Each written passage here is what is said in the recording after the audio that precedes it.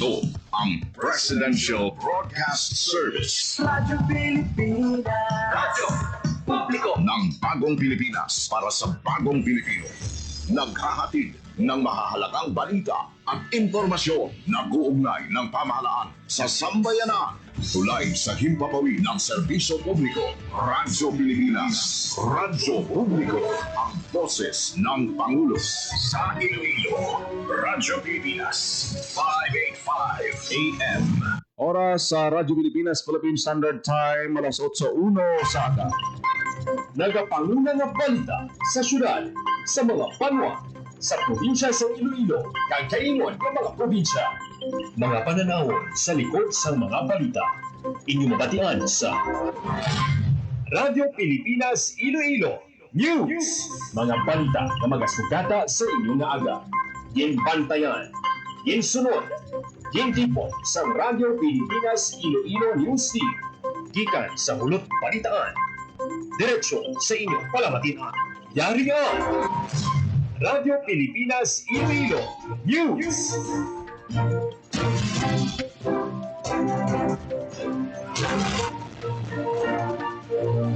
Mayong mga Pilipinas, good morning Western Visayas. Welcome sa Radyo Pilipinas News subong adlaw sa Biyernes, Enero 23, 2026. Ako ang inyong tagbalita, Janelle Baclay, kag karon sa aton mga headlines. Mga tribo nga mga pasakop sa Dinagyang Tribes Competition nag-perform sa mga dalanon hindi lang sa mga judging areas. Anti-littering ordinance, anti-smoking, nag-iban pang ordinance sa hugot ni kapatuman sa syudad sa highlights ng Dinagyang Festival. Pila kadalanon sa downtown area, butangan sa Gyapon sa banderitas, suno kay Mayor Raisa Treñas, pagi sa spokesperson Joy Fantilaga. ICT Team O nagpanugyan sa mga motorista nga respetohon ang ginapatuman nga traffic flow sa Dinagyang, lakip ang mga traffic personnel nga nagabantay sa dalan. 50 ka mga kiosko bukas na sa food festival kag trade fair sa Kapitolyo. Mag-extend sa biyahe ang fiber vessel sa Guimaras, Iloilo, vice versa para sa highlights ng Dinagyang, inaprubahan sang Marina 6. Anom ka grupo magatanyag sa ilang madinwagon nga performance sa Dinagyang Illumination karon sa gabi. Kag fluvial parade kag solemn foot procession hiwaton karon sa hapon.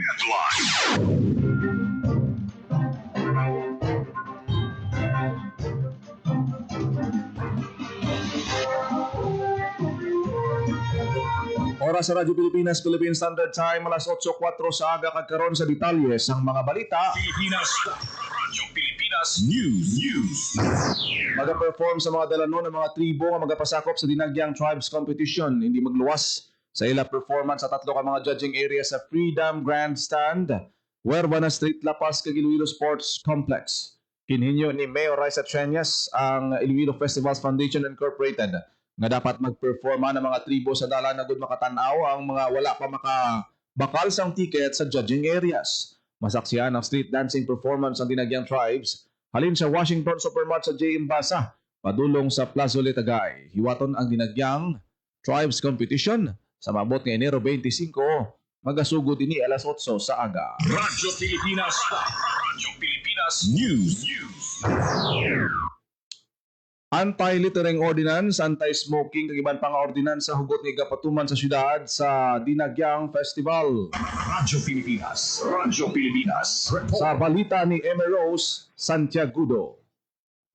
Hugot nga ipatuman ang mga ordinansa, executive orders kag mga pagsulundan sa syudad sa Iloilo sa tunga sang selebrasyon sang Dinagyang Festival.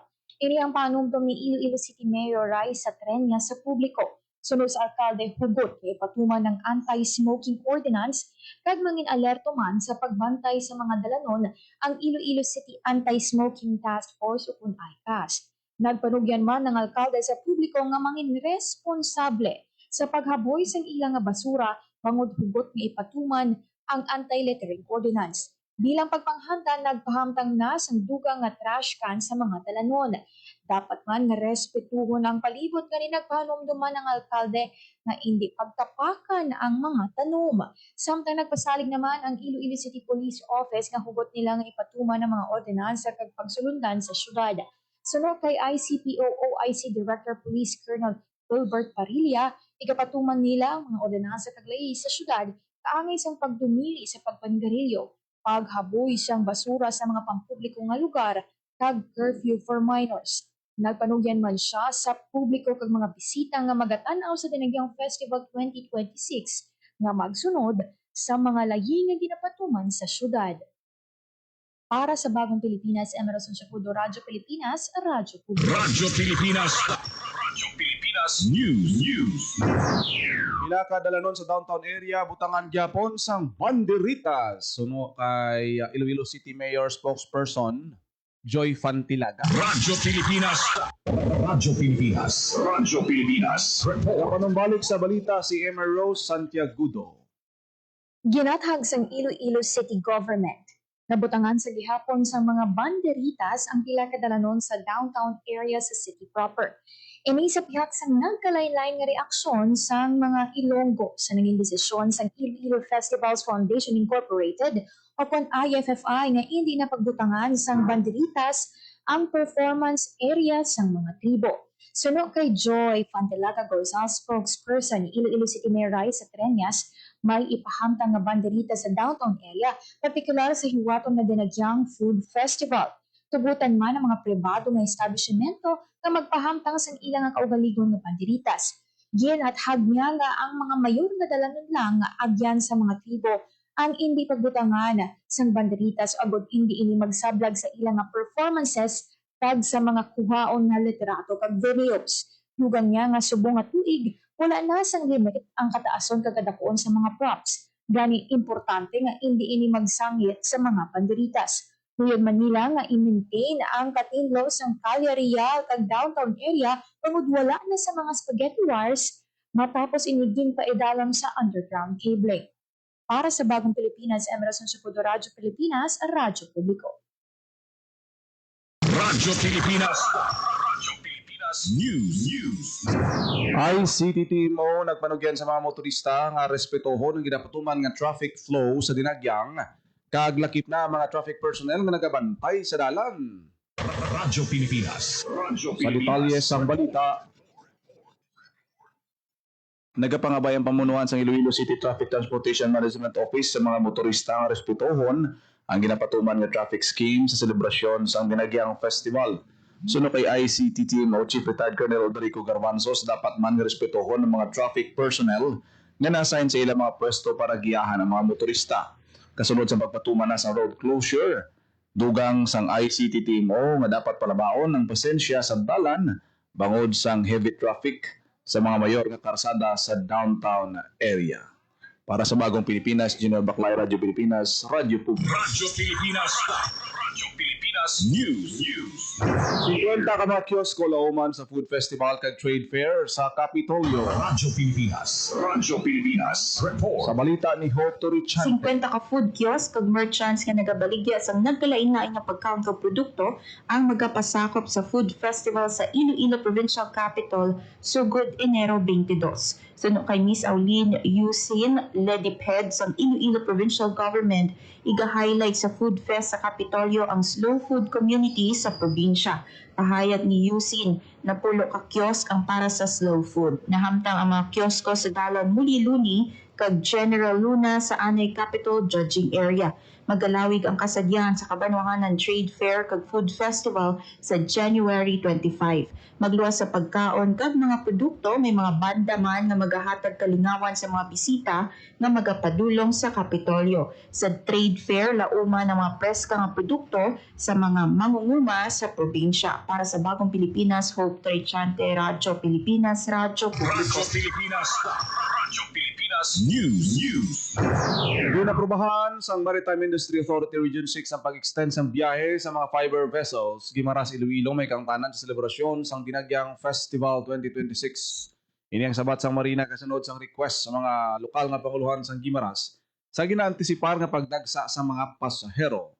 Extended ang trip sa mga fiber boats sumugod Enero 23, Tubtob 26. Radyo Pilipinas. Radyo Pilipinas News.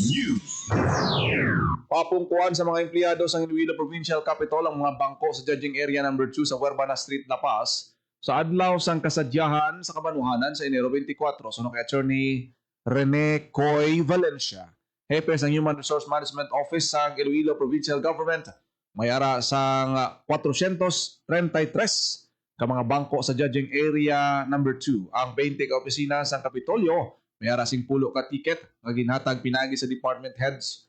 Ang nabilin igahatag naman sa mga iban pang empleyado nga una na naka-request sang ticket. Radyo Pilipinas. Radyo Pilipinas News. Anom ka mga grupo ang magapasundayag sa maduagon nga performance sa hiwaton nga Illumination Festival of Lights karon sa gabi. 4 ka tribo ang maghatag sang ila all-out performances sa kompetisyon nga ginalakipan sang Zamboanga Hermosa Festival sa Zamboanga City, Pavurlon Festival sa Tuguegarao City, Pandang Gitab sang Oriental Mindoro kag Banag Festival sang Anilaw, Iloilo. Magahatag man sa ila special performances ang tinagyang Illumination Group kag Iloilo Cultural Federation Incorporated, Fedlad Lion and Dragon Dance Troupe. Magaperform ang mga grupo sa masunod nga ruta halin sa Atria Park District, padulong sa SM City Iloilo kag Iloilo Business Park. Radyo Pilipinas. Radyo Pilipinas News. Dinagyang fluvial kag solemn foot procession ang hiwaton karon sa hapon. Radyo Pilipinas. Radyo Pilipinas. Sa balita ni Marian Grace Erenieta. Iwaton sa Biyernes, Enero 23, ang Fluvial Procession kag Solemn Food Procession bilang kabahin sa selebrasyon sa 2026 Dinagyang Festival. Maumpisa ang Fluvial Procession sa alas 2 sa hapon kag ang Food Procession halin sa Muliluni padulong sa downtown area tubig sa San Jose Parish Placer. Ang kahiwatan na kabayan sa pagpadungog kay Senior Santo Niño sa mga Ilonggo. Para sa Bagong Pilipinas, Marian Grace Aranyata, Radyo Pilipinas, Radyo Radyo Pilipinas. Radyo Pilipinas News. Suspendido ang trabaho kag mga opisina sa Iloilo Provincial Capitol karon nga adlaw man sa Iloilo Sports Development and Management Office. Iniagod makahatag sang tiyon sa mga empleyado nga makahatag sang suporta kag makapakigbahin sa 2026 kasadyahan sa Kabanwahanan kag mga aktibidad sa Dinagyang Festival 2026. Lauman ang kasadyahan sa Kabanwahanan sa maabot nga Sabado, Enero 24 samtang Enero 25 naman ang Dinagyang Tribes Competition. Radyo Pilipinas. Radyo Pilipinas News. Gindayaw ni Iloilo Governor Arthur Defensor Jr. ang transformation sa mga merkado sa siyudad sang Iloilo. Gipahayag sang gobernador nga naging mabaskog ang lideratura ni Anay Mayor Jerry Treñas. Naging padayon sa bata nga si Mayor Raisa Treñas sa diin at tigayon nga mapatakom ang mga merkado publiko agud mangin isa ka moderno nga hub nga sarang mapabugal sang mga Ilonggo. Suno kay Defensor, klaro nga halimbawa sang maayo nga resulta sang public-private partnership ang redevelopment sang Central kag Iloilo Terminal Market sa tunga sang city government kag sang SM Prime Holdings. Radyo Pilipinas. Radyo Pilipinas News. Temporaryo nga suspendido man ang trabaho sa regional nga opisina sa Department of Agrarian Reform sa Enero 23 inibilang pagsunod sa Executive Order 004 nga ginpapanawag ni Iloilo City Mayor Raisa Treñas nga nagainganyo sa mga ahensya ng gobyerno nga magpatuman sa suspension sang trabaho bangod sang limitado nga access sa mga opisina kasunod sa ginapatuman nga road closure, traffic condition angot sa Dinagyang Festival. Samtang magapatuman naman sang flexible work arrangement ang Regional Office ng Iloilo Provincial Office ng Department of Trade and Industry sa among adlaw. Magapanumbalik ang regular nga operasyon sa nasambit nga opisina sa Enero 26. Radyo Pilipinas. Radyo Pilipinas News. Nagiwat sang clearing operation ang enforcement and clearing team sa Iloilo City Government sa bahin sa Barangay Aguinaldo pakadto sa Barangay Alalasan, Lapas. Pila ka motorista, tricycle kag mga e-bikes ang nadakpan matapos maktuhan nga naga-obstruct sa dalan kag nadiskubrihan pa nga mga kolorom. Padayon ang operasyon sang ICT TMO para makabulig tinlo sa dalan batok sa mga traffic violators. Magapadayon man ang clamping bisan pa nga mayara sing mga aktibidad sa Dinagyang. Radyo Pilipinas. Radyo Pilipinas News. Pilasan ang isa ka pulis matapos matiruhan sang suspect sa ginpatigayon nga buy-bust operation sa Barangay Anilaw, Pavia. Ang suspect ginkilala nga si alias Winnie, 27 anyos, residente sa Barangay Purok 3. Suno kay Police Captain Richfield Presquito, hepe sa Pavia Municipal Police Station, namutikan sa suspect. Nga undercover agent sa isa ka transaksyon sini kag ginpalukpan sini ang pulis kag naigo sa tiyan. Giliw nagindala sa ospital ang pulis para sa medical treatment. Nadakpa naman sa mga operatiba ang suspect. 70 gramos ang suspected shabu, balor 476,000 pesos. Ang nakumpiska sa sospetsado. Sampaw-sampaw nga kaso ang pagatubangon sang suspect matapos magbato sa kapulisan. Radyo Pilipinas. Radyo Pilipinas News. Nadakpan man sa kapulisan ang most wanted person sa Taguig City sa barangay Inabasan Sur, Hamtik, Antique. Ang suspect kilala nga si alias RV. 26 anyos kay residente sa barangay Leon, Nawaan, Antique. Murder ang kaso ginapangatubang sang suspect. Ang madilagon nga operasyon ang ginpatigayon sa Hamtik Municipal Police Station kag Taguig City Police Station. Sa pag-aresto sa wanted person nakatutok sa gihapon ng Police Regional Office 6 sa nabilin nga wanted person sa komunidad agud makuha ang mustisya para sa mga biktima. Radyo Pilipinas. Radyo Pilipinas News. Most wanted person nadakpan man sa provincial o kung sa probinsya sang Antique. Kinkilalang suspect kay alias Ray, 51 anyos, sang Bugasong. May kaso ini nga murder kag natigayon ini nga badakpan sa pagbuligay sang Bugasong Municipal Police Station, second Antique Provincial Mobile Force Company, kag Antique Provincial Intelligence Unit nga nagpatigayon sang operasyon. Nyara na sa Bugasong Municipal Police Station ang suspect sa disposisyon sang iya. Radyo Pilipinas. Radyo Pilipinas News. Bata ni Anay Vice Mayor Lamasan nagsumpa bilang bago nga SB member sa Banwa sang Dueñas. Radyo Pilipinas. Radyo Pilipinas Report. Sa balita ni Hope Turichan. Nagsumpa na bilang bagong nga miyembro sa Sangguniang Bayan sang Dueñas ang bata ni Anay Vice Mayor Amy Paz Lamasan. Nagsaka si Isabel Anica Lamasan Paduhinog, 22 years old, bilang SB member sang Banwa matapos mabakantehan ng konseho sa tapos magsaka man si SB member Pia June Pama bilang Vice Mayor talos sa nagtaliwan nga vice alkalde nga si Lamasan. Ang nominasyon ni Paduhinog ang gin-endorso sa Nationalista Party. Sa interview ginpasalig sa bago nga SB member nga padayuno ng mga manami nga naubras ang iyan nagtaliwan nga Iloy. Sa karon magluwas sa trabaho sa konseho, nagapadayon man sa pagtuon sa kolehiyo si Paduhinog. Para sa Bagong Pilipinas, Hope Trichante, Radyo Pilipinas, Radyo Publiko. Radyo Pilipinas. Radyo Pilipinas News. Hotel van sang Department of Health igapahamtang sa Robinsons, Maine. Libre nga HIV kag syphilis testing igatanyag sa publiko. Radyo Pilipinas. Radyo Pilipinas. Sa balita ni Marian Grace Erenieta. Igatahamtang sa Department of Health Western Visayas Center for Health Development ang Hotel van sini sa Guasang Robinsons main entrance sa Iloilo City sa Enero 23 to 24. May gatanyag ang libre nga human immunodeficiency virus o HIV kag syphilis testing ang DOH Region 6 Hotel van. Magahiyat man ang regional office ang libre nga konsultasyon kag magapanagtag sa libre nga pre-exposure prophylaxis, condoms kag lubes. Para sa Bagong Pilipinas, Grace Aranyata, Radyo Pilipinas, Radyo Publiko. Radyo Pilipinas. Radyo Pilipinas News.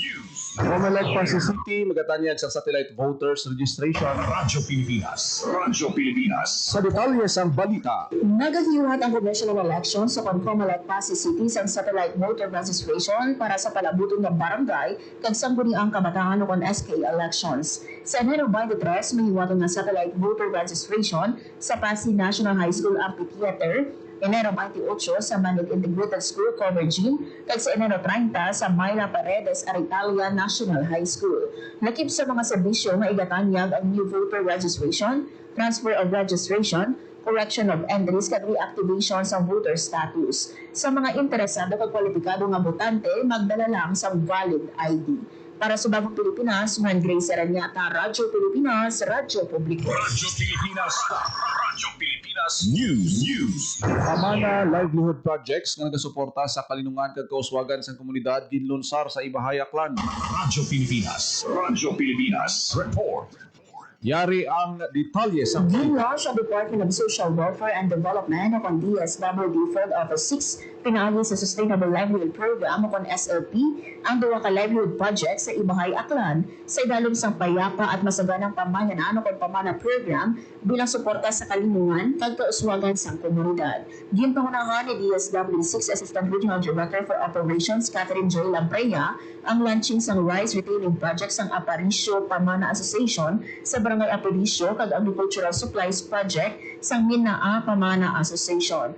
Una, nga nakabato ng duha ka asosasyon sa tig 300,000 pesos na grant. Gyara sa launching sa Office of the Presidential Advisor on Peace, Reconciliation and Unity o PAPRO, Representative Romulo del Rosario kag Ibahay Municipal Mayor Engineer Jose Miguel Miraflores. Para sa Bagong Pilipinas, Maren Grace Aranyata, Radyo Pilipinas, Radyo Publiko. Radyo Pilipinas. Radyo Pilipinas News. Nagbaton sang cheque nga may kabugusan balor 1 million pesos ang pamilya sa nagkalamatay nga tanod opisyal kang empleyado sa mga barangay sa Negros Occidental. Ini sa idalom sa Barangay Insurance Program of Barangay Tanod sa official and employees sang provincial government. Ang mga benepisyaryo naghalin pa sa Calatrava, Ibi Magalona, San Enrique, Valladolid, Pontevedra, Kawayan, kag Ilog, pati na sa mga syudad sang Sagay, Victoria, Silay, Talisay, Bago, kag Kabangkalan. Sa idalom sang programa, mga insured individual magabaton sa 50,000 pesos para sa natural death claim, samtang 100,000 pesos naman para sa accidental death. Ang programa nagsugod sa 24 na katuig nga naghigad bilang pagkilala sa provincial government sa importante nga papel sang mga barangay tanod kag opisyal sa pagpatuman sang kalinong kag katawhay sa probinsya. Radyo Pilipinas. Radyo Pilipinas News. Oras sa Radyo Pilipinas alas 8:23 sa Radyo Pilipinas. Radyo Pilipinas. Kagi nyo nabatihan ang detalye sa mga nagapanguna nga balita. Magpangalagad sa Radyo Pilipinas News sa Bukadlaw sa Biyernes, January 23, 2026. Sa dugang pangabalita kag impormasyon, please share, follow kag like lang sa aton Facebook page Radyo Pilipinas Iloilo. 100,000 followers na kita.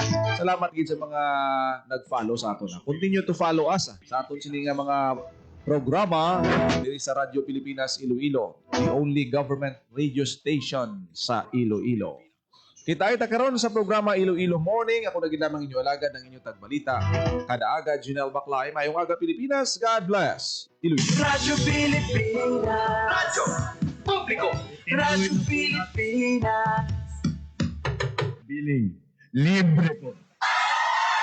Ibig sabihin, ang serbisyo sa basic accommodation sa ating mga DOH na ospital, wala nang babayaran ang pasyente. Po, ang dami pong challenge, hindi po namin alam kung saan namin kukunin, ganon, nag-iisip kung paano namin mababayaran. Siyempre po, masayang masaya, super saya po dahil na zero billing po kami. Po, malaking ano po talaga, malaking tulong po. Mabilis lang din po.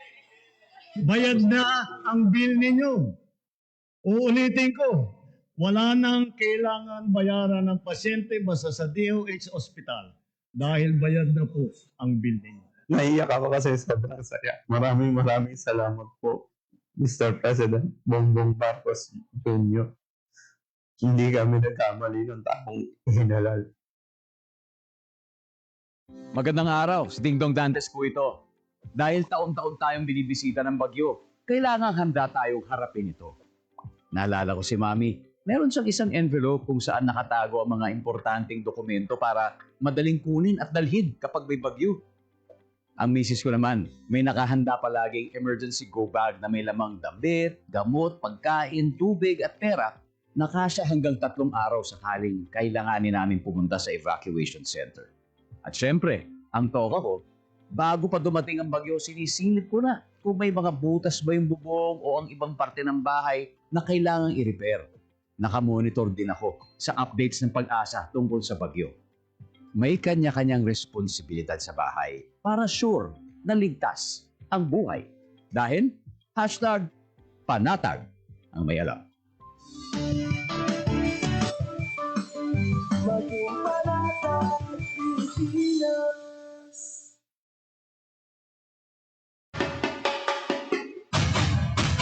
Dinagdag 2026 highlights sa Sabado at Domingo, January 24 at 25.